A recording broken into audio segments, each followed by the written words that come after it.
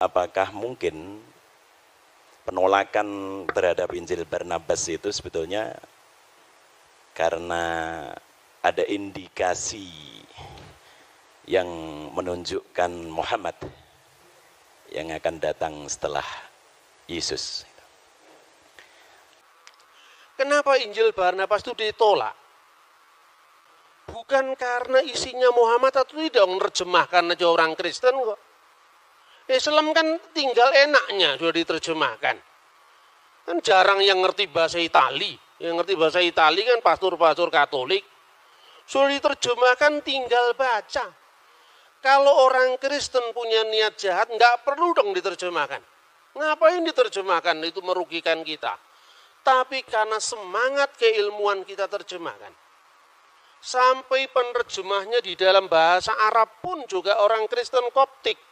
Namanya adalah Khalil Sa'adah. Tetapi demi keilmuan dia memberikan contoh. Injil Barnabas ditolak oleh komunitas Kristen. Saya ingin bertanya sebetulnya bagian mana yang menjadikan Injil Barnabas itu harus ditolak.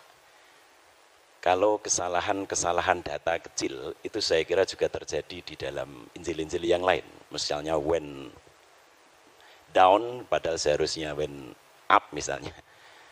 Saya kira itu kesalahan kecil yang tidak harus berimplikasi kepada satu stigma heretik. Mohon maaf, apakah mungkin penolakan terhadap Injil Barnabas itu sebetulnya karena ada indikasi yang menunjukkan Muhammad yang akan datang setelah Yesus. Kalau tadi disebut the admirable, itu mungkin istilah yang baru muncul di abad-abad pertengahan gitu. Tapi saya pernah membaca juga bahwa dengan makna yang sama tetapi dengan menggunakan kata Yunani, Muhammad itu juga disebutkan gitu, dalam Pharekrida atau apa saya lupa itu. Apakah benar asumsi saya itu? Kenapa Injil Barnabas itu ditolak? Pertama, bukan karena isinya Muhammad atau tidak, menerjemahkan aja orang Kristen kok. Islam kan tinggal enaknya sudah diterjemahkan. Kan jarang yang ngerti bahasa Itali. Yang ngerti bahasa Itali kan pastor-pastor Katolik. Sudah diterjemahkan tinggal baca. Kalau orang Kristen punya niat jahat, nggak perlu dong diterjemahkan. Ngapain diterjemahkan? Itu merugikan kita. Tapi karena semangat keilmuan kita terjemahkan. Sampai penerjemahnya di dalam bahasa Arab pun juga orang Kristen Koptik. Namanya adalah Khalil Sa'adah. Tetapi demi keilmuan dia memberikan contoh bahwa memang dalam konteks perjanjian baru itu misalnya ada persoalan-persoalan angka tahun, misalnya Yesus lahir zaman Kirenius atau tidak. Tetapi bangunan dasar seluruhnya betul ditemukan prasasti tentang kata iterum, bahwa dia yang kedua kali bertakhta. Tetapi soal Injil Barnabas ini parah sekali karena memang abad 16 dari abad pertama. Jadi bukan persoalan ada Muhammad atau ada tidak ada Muhammad, bukan, tapi karena semangat keilmuan. Lah memang Injil abad 16 masa mau dipakai. Sedangkan peristiwanya abad pertama. Sekarang gini, Anda percaya nggak proklamasi 17 Agustus tahun 1945? Percaya dari mana? Dokumennya ada, Pak. Koran-koran dari zaman Jepang, Suara Asia, Arsip Nasional memang ada.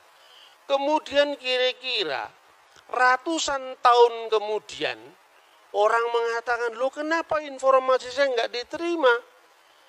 Lah yang jelas kamu datang tiba-tiba dan punya nilai sejarah, bagaimana mau diterima? Nah, soal admirable itu bukan soal begitu. Karena di dalam naskah kuno manapun, sekarang ini terlalu mudah, saudara-saudara. Ada teman-teman yang mengartikan parakletos itu dengan periklitos yang terpuji, admirable. Tidak ada naskah manapun yang eksis dari 5.780 naskah. Semuanya berbunyi sama. Hode parakletos tu penefma tu agion hupemsei dan seterusnya. Seorang penghibur yaitu Roh Kudus, dan penghibur ini dalam bahasa Yunani parakletos. Parakletos ini ditulis dengan huruf alfa, tidak ada huruf lain. Sebab kalau bahasa Ibrani kan seperti bahasa Arab, ya ada jidir. Bahasa Arab itu kan dibentuk dari 3 huruf, ya bahasa Ibrani namanya sores. Misalnya salum dari shin, lamid, mim, sama dengan bahasa salam. Nah, kemudian di situ ada menjadi kata kerja baru, kata benda baru. Itu tergantung bagaimana pemakaiannya. Salam, muslim, taslim, itu kan satu akar kata. Tapi kalau bahasa Yunani nggak bisa. Parakletos ya parakletos, periklitos ya periklitos. Karena apa? Seperti bahasa Indonesia, cowek nggak bisa dibaca cuek, nggak bisa dibaca cowok, ya cewek, karena itu memang struktur bahasanya berbeda itu. Lah naskah kuno itu melestarikan kata parakletos itu dari kitab Ratapan. Kitab Ratapan menerjemahkan parakletos dari Menahem. Menahema dalam bahasa Aram. Nah, kata Menahem ini untuk apa? Sang penolong, sang pembela. Makanya dalam bahasa Yunani modern, advokat itu parakletos. Yesuslah parakletos, di mana disebutkan 1 Yohanes pasal 2 ayat 1. Kalau kamu berdosa ada pembela antara kita dan Allah, ada parakletos, yaitu Yesus Kristus yang adil. Roh Kudus disebut alon parakleton. Parakletos yang lain, tapi kata alon itu menunjukkan satu dan berhubungan.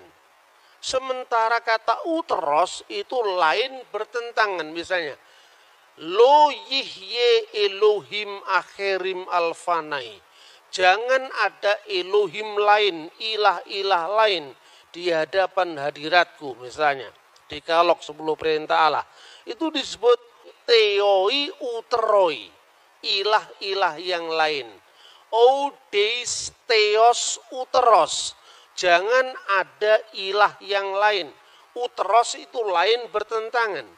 Tapi alos atau alon itu yang lain tapi dalam hubungan. Karena Roh Kudus itu rohnya Allah atau hidup ilahi yang dalam diri Allah. Sementara Yesus itu adalah firman yang menjadi daging. Bukan Yesus yang disebut Tuhan itu kemanusiaannya itu bukan. Yang mati itu ya bukan Tuhan, manusia, maka dikatakan yang dibunuh dalam keadaan manusia. Seperti Quran turun ke dunia ada 2. Yang pertama yang kelihatan, yang bisa diterjemahkan, bisa dibaca dengan lipatan bibir, gerakan lidah, kata Imam Al-Ghazali dalam Qawaidul Aqaid. Tetapi di Lauhul Mahfud yang kekal. Yang kekal dan yang temporal. Begitu juga ketika firman menjadi manusia, ada dimensi kekal dan dimensi temporal. Gitu lah. Dan itulah yang disebut alon parakletos dan alos parakletos. Kemudian keberatan apa? Tidak ada keberatan kalau memang teksnya memenuhi syarat, kan tidak memenuhi syarat. Sekarang ini loh, ada problematik perjanjian baru ya. Tetapi bahwa perjanjian baru ketika Yesus itu lahir, kaisarnya namanya Tiberius, penguasa Yudea namanya Herodes, tidak bertentangan dengan fakta sejarah manapun juga. bacalah Yosefus, bacalah 12 Kaisar Roma, semuanya sejalan. Karena apa? Yang nulis memang orang yang sejalan. Yang menjadi wali negeri Pontius Pilatus, itu katanya Injil Barnabas, ini bukan kesalahan kecil, ini kesalahan fatal. Karena apa? Pilatus itu baru menjadi wali negeri itu pun sementara. Itu setelah pemecatan Herodes Archelaus. Jadi ketika Herodes Agung meninggal, itu kemudian ada 3 orang yang dipilih oleh Kaisar Roma, yaitu Archelaus, Antipas, dan Filipus.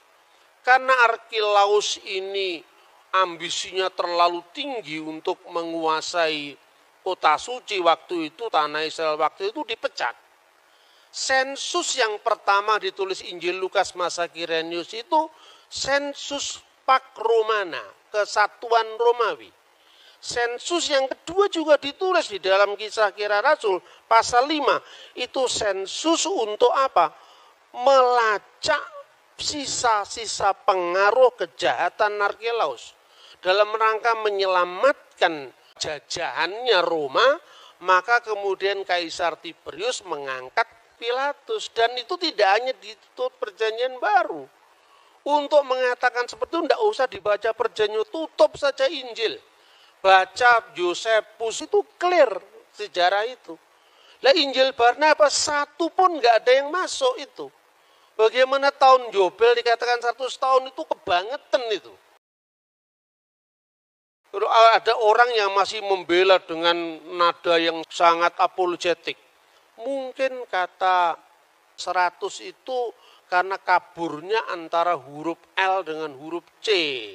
Kalau L itu hanya 50, terus ditulis itu C itu. Jadi aslinya di sini cento. Kan orang bisa lihat tuh aslinya. Makanya saya anjurkan untuk mahasiswa, belilah sumber primer. Kenapa ada banyak orang yang membaca Injil Barnabas berbeda-beda? Karena tidak punya bukunya ini, makanya dia terus bikin spekulasi yang macam-macam. Misalnya dia Mustafa de Arandi. Saya pastikan yang namanya penulis Injil Barnabas itu Framarino. Karena apa? Pertama, fakta bahwa pada waktu itu politik inkuisisi gereja menelan banyak korban. Dan korban pemaksaan agama itu orang Muslim dan orang Yahudi. Dari Marano dan Morisco. Kemungkinan yang namanya Framarino itu korban inkuisisi. Lalu melampiaskan dendamnya di masa permusuhan umat beragama zaman abad pertengahan itu. Menulis Injil Barnabas. Cuman karena dia belajar sejarahnya tidak komplit. Makanya terlalu bersemangat nulis Injil sampai 222 pasal. Maka saya katakan ini the gospel of gregetan. Tidak ada dalam sejarah Injil sampai 200 pasal itu tidak ada kalau bukan orang marah. Nah itu yang pertama. Kedua, catatan-catatan pinggir itu tidak mungkin dilakukan oleh orang lain. Karena apa? Periksa uji karbon dari teks itu kan masih sangat baru. Wong teks dari abad pertama aja bisa ditentukan. Misalnya, Papyrus 52, itu yang dikenal John Ryland Papyrus. Isinya hampir separuh dari Injil Yohanes. Dulu abad lalu, orang baru periksa uji karbon itu baru menentukan abad. Sekarang udah ketinggalan. Teknologi terbaru, periksa uji karbon itu hanya bisa berjarak puluhan bahkan tahunan saja. Maka sekarang uji karbon terbaru P52 itu asalnya dari tahun 115 Masehi. Yohanes anak Zebedius menulis Injilnya tahun 90. Karena menurut catatan Bapak Gereja kuno, misalnya Papias. Papias itu siapa? Muridnya Yohanes langsung. Polikarpus, muridnya Yohanes langsung. Kalau di Islam ini seperti tradisi sanad itu loh. Itu di gereja ortodoks dipertahankan. Kenapa orang-orang Protestan itu tidak paham itu? Karena dia terlalu baru, zaman VOC baru muncul. Akibatnya apa? Karena kekurangan data primer tadi, dia melakukan eksperimen-eksperimen yang terlalu jauh mengambil kesimpulan. Misalnya Natal, perayaan Dewa Matahari itu baru dipersoalkan tahun berapa? Tahun 1700 sekian itu, zamannya Paul Ernest Jablonski. Terus kemudian diikuti oleh orang Katolik di Benediktan. Karena apa? Mentalitas orang Katolik itu minder sama Protestan. Nah itu loh kira-kira. Itu bisa dilacak dengan sumber-sumber primer langsung.